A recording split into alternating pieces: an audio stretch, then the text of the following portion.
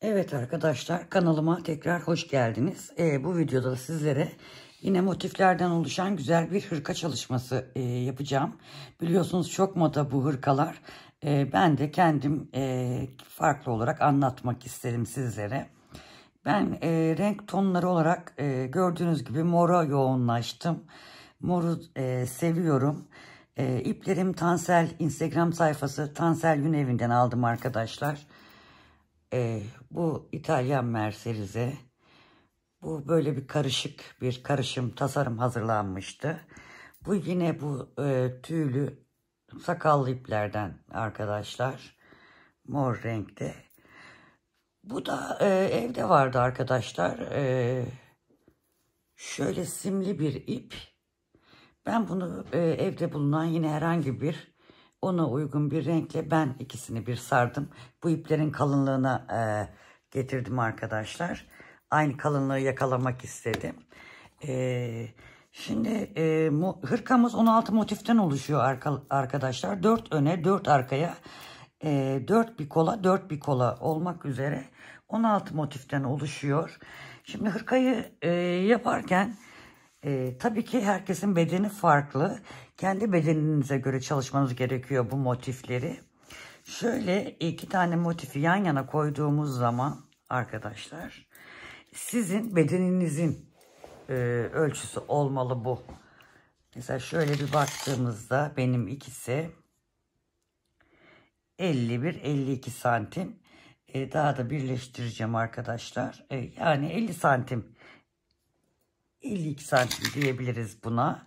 Sizin diyelim ki 50 santim yapmayacaksınız da 45 santim yapacaksınız. Ona göre mesela diyelim ki ben kaç sıra motiflerden oluşturmuşum? 1, 2, 3, 4, 5, 6, 7, 8, 9, 10 sıra. Bu sakallı sırayla beraber 10 sıra motiften oluşturmuşum. Siz diyelim ki 9 sıra yapabilirsiniz, 8 sıra yapabilirsiniz.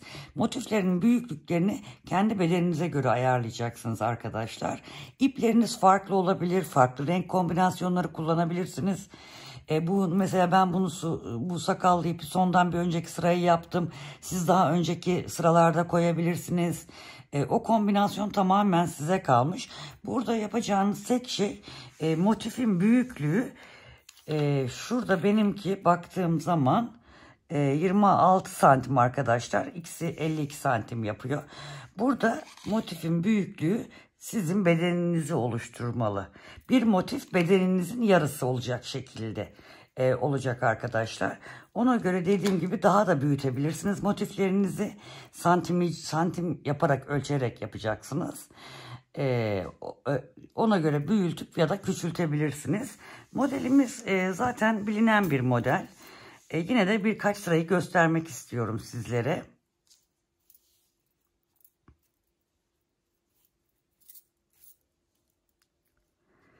Şöyle ipimizi biraz karışmış, düzeltelim. Şu ortadan başlayacağız. Ben tığ olarak 5,5 numara kullandım. Sizler de ipinize göre tığınızı seçebilirsiniz.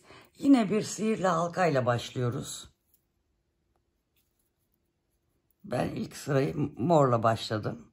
Şöyle tığımızı yapıyoruz. Şöyle içinden geçirip 1, 2, 3 tane zincir çekiyorum arkadaşlar.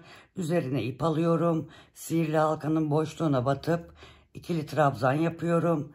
Yanına bir tane daha ikili trabzan yapıyorum. Zincirle beraber şunu çekeyim gözüksün. Altında o renk olunca gözükmüyor. Hatta biraz daha yakınlaştıralım. Zincirle beraber 3 tane trabzan yapmış oldum. Burada 2 zincir çekiyorum. Üzerine doluyorum. Yine sihirli halkaya batarak 1, üzerine alıyorum. 2, üzerine alıyorum. Yine 3 tane trabzan yapıyorum. 2 zincir çekiyorum. Üzerine doluyorum. 1, 2, yine 3 tane trabzan yapıyorum. 2 zincir çekiyorum. Bir arada sırada da şu ipliği çekiyorum. Sonra tekrar aynı sihirli halkamıza batarak 1, 2, 3 tane daha trabzan yaparak birinci sıramızı tamamlıyorum. Sihirli halkamın ipini çekerek sıkılaştırıyorum arkadaşlar. Hemen şurada ikinci trabzanın üzerindeki zincir gördüğüm yere batıyorum. Pardon, 2 zincir çekmedim. 2 zincir çekiyorum. Şu sihirli halkanın şuraya batıyorum. Şu şekilde kaydırma yöntemiyle sevgili arkadaşlar bağlıyorum. Şöyle bir zincir çekiyorum, sıkılaştırıyorum ve ipimi kopartıyorum. Şu şekilde bir kare oluşturduk. Şimdi daha bir ince tığ kullanarak ipi hemen saklıyorum. İpi ördükçe böyle saklayalım. Sonradan hepsini uğraşmak çok zor olur. Yaptıkça her sırada iplerimizi saklayalım. Ben öyle yapıyorum. Sizler nasıl tercih edersiniz? O şekilde yapabilirsiniz. Bu sıkılaştırma ipimiz. Sihirli halkamızın ipi. Onu da yine şu şekilde aralardan geçerek düğüm attım. Yine geçiriyorum. Yine şuraya bir düğüm yaparak onu da sıkılaştırıyorum. Ve şu şekilde iplerimi kesiyorum. Şimdi ikinci sıraya herhangi bir yerden başlayabiliriz. Yine ikinci sırada ben şu ipi kullandım.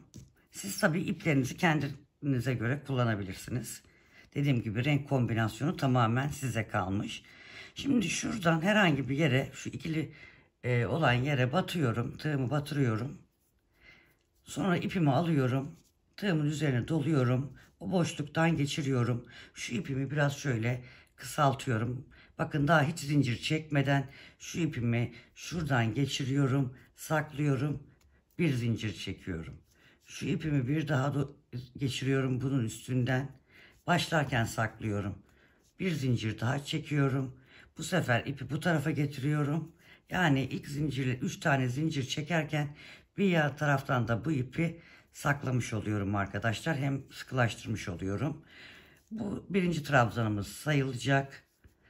Yanına bir tane daha boşluğa şu anda 3 tane zincirle beraber 3 tane trabzan yapmış olduk. Hemen şu ipimizi keselim. Onu sıkılaştırmış olduk. Şimdi arkadaşlar hiç zincir çekmeden üzerine alıyorum. Tekrar şu sıradaki boşluğa batacağım. Buraya 1, 2, 3 tane trabzan yapacağım. 2 de zincir çekiyorum. Aynı yere tekrar 1, 2, 3 tane trabzan yaptım ve köşe oluşturdum. Zincir çekmiyorum. Üzerine doluyorum. Tekrar bu ilk sıradaki 2 tane zincir çektiğim yine köşeye batarak 1, 2, 3 zincir pardon 3 tane trabzan yaptım. 2 zincir. Tekrar aynı yere 1, 2, 3 tane trabzan yaparak bir köşe daha oluşturdum arkadaşlar. Şu şekilde. Üzerine alıyorum. Sıradaki boşluğa yine köşe yapacağım. 1,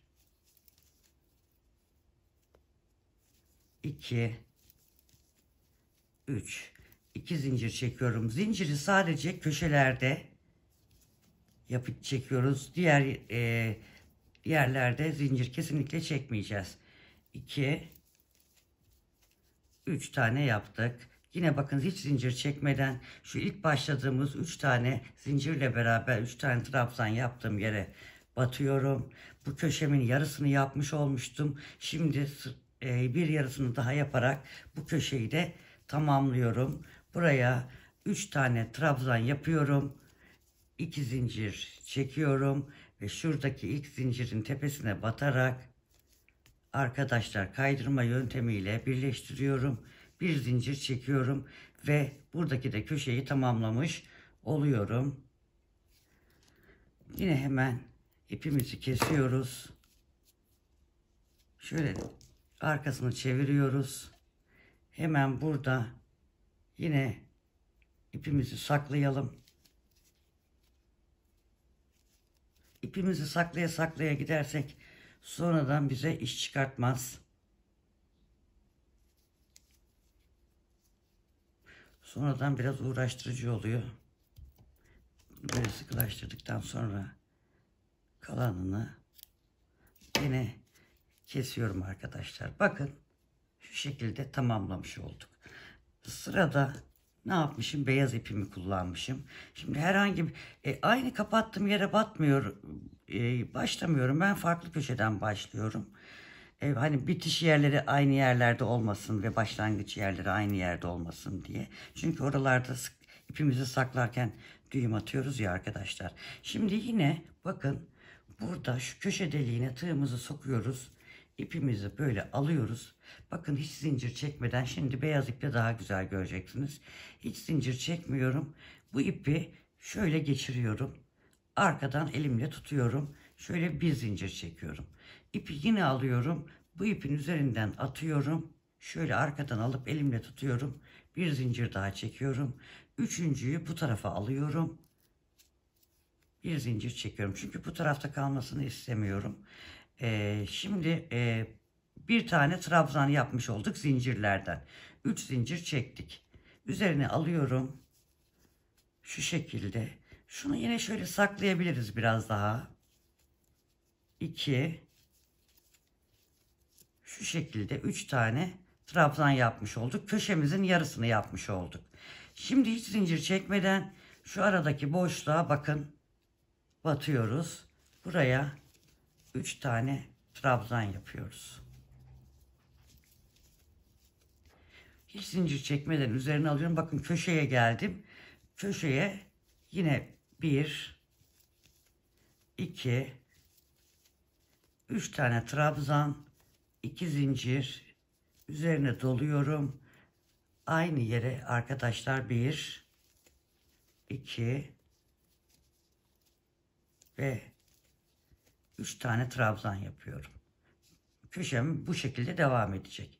Üzerine doluyorum. Hiç zincir çekmeden şu ortaya batıyorum. 1, 2 ve 3 tane trabzan yapıyorum. Üzerine doluyorum.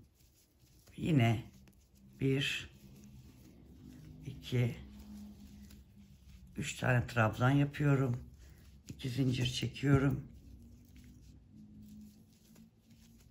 1, 2, 3 trabzan daha aynı yere yaparak köşeyi oluşturuyorum. Şu boşluğa 1, 2, 3 tane trabzan yapıyorum. Üzerine doluyorum. Yine köşeye geldim. Köşelerde 3 trabzan, 2 zincir, yine aynı yere 1, 2, 3 trabzan daha yaparak köşemi oluşturuyorum. Üstüne doluyorum. Buradaki sıradaki boşluğa batıyorum. 1, 2 ve 3 tane trabzan yapıyorum. Üzerine doluyorum. Şimdi burada bir önceki sırada, yani daha doğrusu sıramızın başlangıcında köşemizin yarısını yapmıştık. Ve sıra başında bitirirken de köşemizin diğer yarısını yapıyoruz. 1, 2 ve 3 tane trabzan yapıyoruz. 2 zincir çekiyoruz. Bakın şuradaki zincire batıyorum. Kaydırma yöntemiyle bir zincir daha çekip ipimi kesiyorum. Bakın bu şekilde, biraz küçülteyim. Evet. Bu şekilde yapmaya devam edeceğiz. Şurada hemen yine ipimi saklıyorum.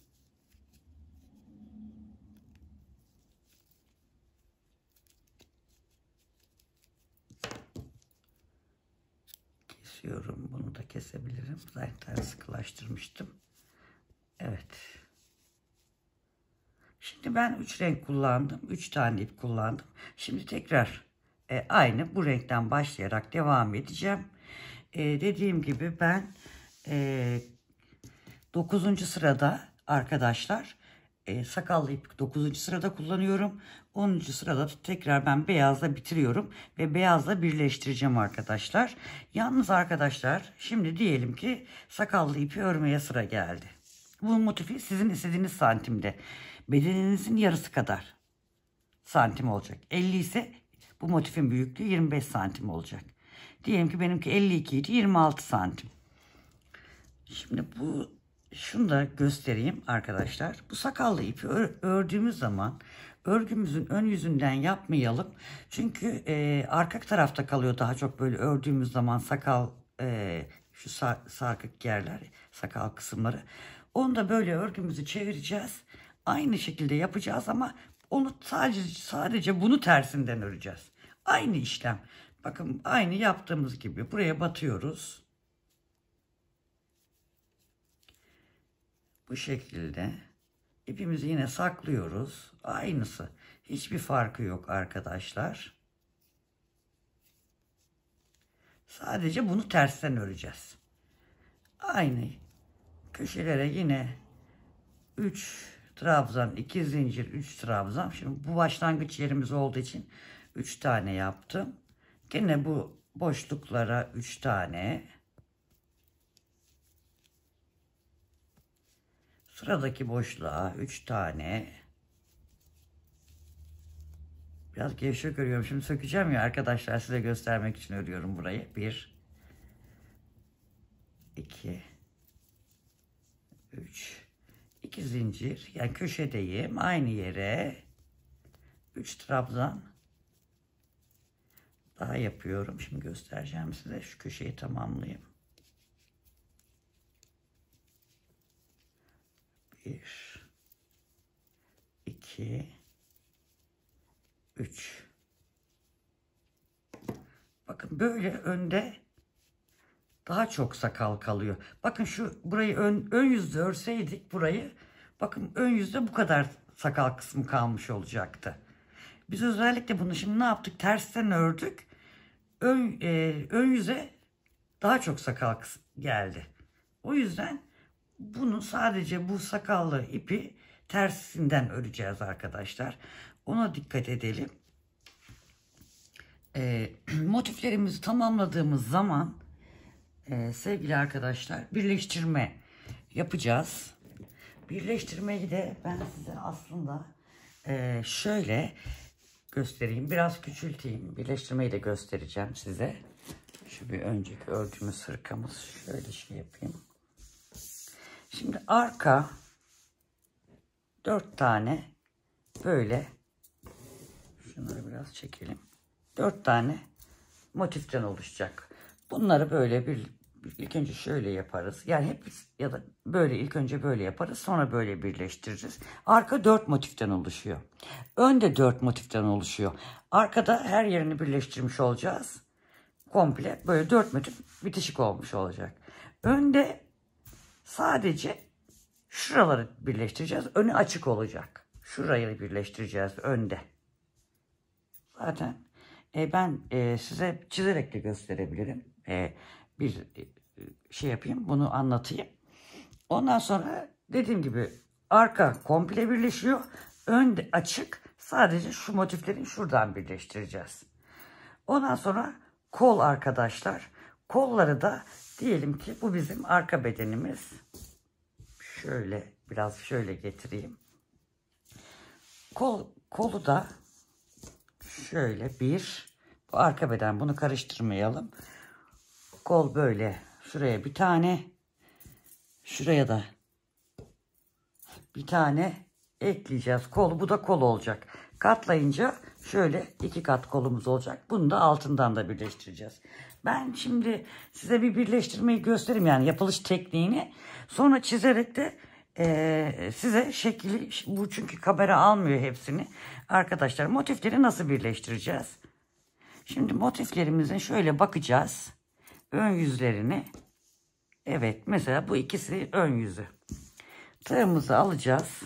Ben mesela beyaz iple birleştireceğim.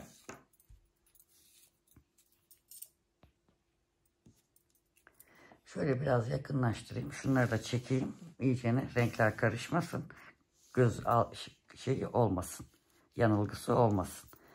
Şimdi arkadaşlar, bu köşelerdeki boşluklarımız var ya, oraya tığımı takıyorum. Biraz daha yaklaştırayım. Buraya da tığımı taktım. İki karşılıklı iki boşluğa taktık köşelere. Yine burada hemen şöyle sonradan bu ipimizi saklayabiliriz. Çünkü fazla zincirle yukarıya çıkmayacağız. Şöyle ben 2 zincirle ipi sıkılaştırmak için yaptım. Şimdi burada 3 tane trabzanımız vardı ya arkadaşlar. Şimdi şurada tam zincir yerine denk getirmişim. Batamayacağım herhalde. Şu ince tığla bir batayım. Şuraya batıyorum. Sonra karşıdaki yani karşılıklı aynı ilmeklere batıyorum. Şöyle sık iğne yapıyorum. Normal tığıma geçeyim şimdi. Buradan bir tane alıyorum. Karşıdan bir tane alıyorum. İpi ikisinden geçiriyorum. Şöyle sık iğne. Sizler farklı teknikle de yapabilirsiniz. Örerken de birleştirebilirsiniz. Bu tamamen size kalmış birleştirme şeyi. Ama ben bu şekilde yapacağım. Onu gösteriyorum. Karşılıklı iki yerden batıyorum. İpi geçiriyorum. Sık iğne yapıyorum. Karşılıklı geçiriyorum tığımı. Her trabzandan, bir buradaki trabzandan, bir arkadaki trabzandan ipimi de geçiriyorum. Şu şekilde, çok sık olmayacak şekilde sık iğnelerimi yaparak bu şekilde aynı battaniyeyi birleştirir gibi arkadaşlar. Bakın şu şekilde. Siz istediğiniz gibi, isterseniz farklı da birleştirme yapabilirsiniz. Yalnız sadece dikkat edeceğiniz şey, hepsi aynı yönde birleştirmeniz olsun. Yani buradan başladığınız zaman hemen şunu da şu şekilde devam edebilirsiniz. Diyelim ki arkaya birleştireceksiniz. Arkanın iki parçasını birleştirdik, geldik buraya. Buradan devam edip aynı, burada da hiçbir şey yok. Bu köşeye geldiğimiz zaman da aynı şu başladığımız gibi şu köşelere de batarak sık iğne yapacağız. Sonra buradaki köşelere batacağız, sık iğne yapacağız. Bu şekilde devam edeceğiz arkadaşlar. Bunu böyle bitirip sonra buradan çevirip bu sefer buradan bu şekilde sık iğnelerimizi yaparak motiflerimizi birleştireceğiz. Ben bir şema çizeceğim size. Onu göstereyim. Şimdi bir ara vereyim hemen. Evet, şöyle çizelim arkadaşlar. Şimdi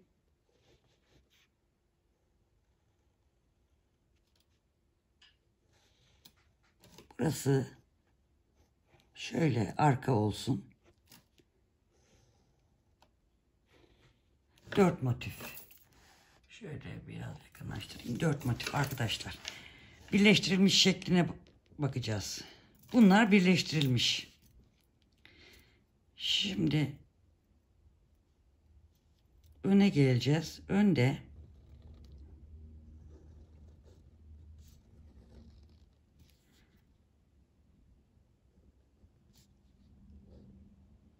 şöyle yine var ama ay yanlış eğri çizdim. Şurası bakın açıklık. Burayı birleştirmeyeceğiz önde. Açık yani ön hırkamızın önü burası. Açık. Buraya da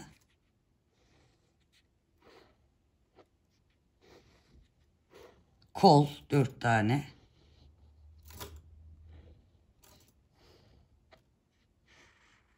Bu da kol. Şimdi şurada burası omuz yerlerimiz arkadaşlar. Özellikle onu söylüyorum. Burayı birleştirirken şimdi şurası ön açıklığımız ya, ben şöyle karalayayım. Daha iyi anlaşılsın. Şöyle biraz yakınlaştırayım. Bu hırkamızın ön açıklığı. Şurada ense için bir 17-18 santimlik ensede boşluk bırakalım. Şuraları dikelim. Ben diktikten sonra birleştirdikten sonra zaten size göstereceğim de hani yapmanız için diyorum. Hırkamız nasıl olacak diye.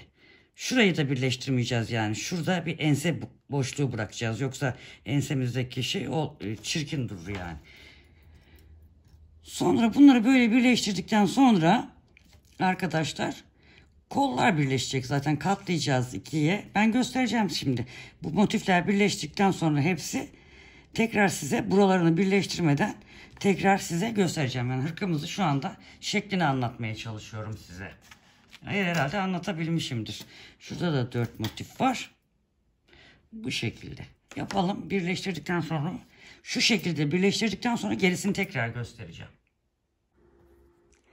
Evet arkadaşlar, ben parçaları tamamladım. Şu anda masaya almadığı için çok büyük. Yere sermek zorunda kaldım. Birleşmiş halini görmeniz için.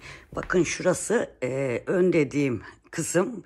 Yakada şurada omuz ense boşluğu bıraktık daha doğrusu. Şu şekilde motiflerimizi birleştirdik arkadaşlar. Şöyle. Şimdi de katlanmış halini göstereceğim size. Nereleri daha birleştireceğimizi. Evet, şu anda hırkayı katladım. Birleştirmediğimiz sadece şu kol altından şu beden kısmı. Burayı da aynı gösterdiğim şekilde şuradan şöyle motifleri şöyle birleştireceğiz. Hiç ipi kopartmadan şuradan başlayıp bu şekilde, diğer kol altı da yine buradan başlayacağız. Bu şekilde birleştirmemizi tamamlayınca hırkamız tamamlanacak. Şuraya da bir bağcık yapacağız arkadaşlar. Hırkamız bitti sayılır. Ben oraları birleştirdikten sonra da size ya manken üzerinde ya da kendi üzerimde göstereceğim. Bu şekilde hırkamızı da tamamlamış oluyoruz arkadaşlar. Bir sonraki... Evet arkadaşlar, bu kol altı dikişlerini de tamamladık. Şurada ip kalmış, onu saklarım. Bu şekilde hırkamız, aslında hırka da değil arkadaşlar, bu böyle bayağı kalın kaban vardı, şu oldu. Çok tatlı, çok hoş oldu. Ben çok beğendim. Ben zaten mor hastasıyım. Çok da güzel oldu. Çok hoşuma gitti. Şimdi size benim verdiğim sayılarla, santimlerle bitmişinin ölçüsünü vereceğim. Şöyle baktığımda arkadaşlar, eni 50 santim. Yukarıdan ölçelim. Şuradan ölçelim. Burası da 50 santim. Çünkü neden 50 santim? Motiflerimiz kare olduğu için. Şöyle şuraya bakalım. Kolumuza. Kolda 49 santim. 50 santim. Çünkü 2 tane kareden oluştuğu için. O da 50 santim. Şuraya söyleyeyim. Motiflerimiz zaten hep 25-26 santim olduğu için şurana kadar ensede santim olarak bıraktım ben. Onu söyleyeyim size. 20 santim arkadaşlar bırakmışım. Şu şekilde siz de 20 santim bırakabilirsiniz. 18-19 santim de bırakabilirsiniz. Ben o şekilde bıraktım. Şuraya arkadaşlar buradaki mevcut iplerden şu pullu ip hariç. Çünkü bağlarken pullu ipin takılacağını hani düşündüğüm için pullu ipi buraya katmadım. Diğer iplerden beyaz, mor ve şu alacalı ebruli renkten zincir çektim kalın tığla. 40 tane zincir çektim ben. Şöyle her iki tarafa monte ettim. Şu şekilde de bağlayabiliriz. İcabında yapmaya da bilirsiniz. Modelde var diye ben yapıp size de göstermek istedim. Arkadaşlar bu şekilde tamamladık. Yapacak arkadaşlarıma kolay gelsin diyorum. Ben videonun başına şimdi bitmişini tekrar koyacağım. Üzerimde de belki resimler çekip de koyabilirim. Görürsünüz üzerimde ya da Instagram sayfam Ecemci Örgüler'de mutlaka yayınlarım. Oradan da bakabilirsiniz bitmişine. Şimdiden yapacak arkadaşlara kolay gelsin diyorum. Bir sonraki videoda görüşmek üzere. Sevgiyle kalın. Hoşça kalın arkadaşlar. Lütfen kanalıma abone olmayı unutmayınız. Hoşça kalın.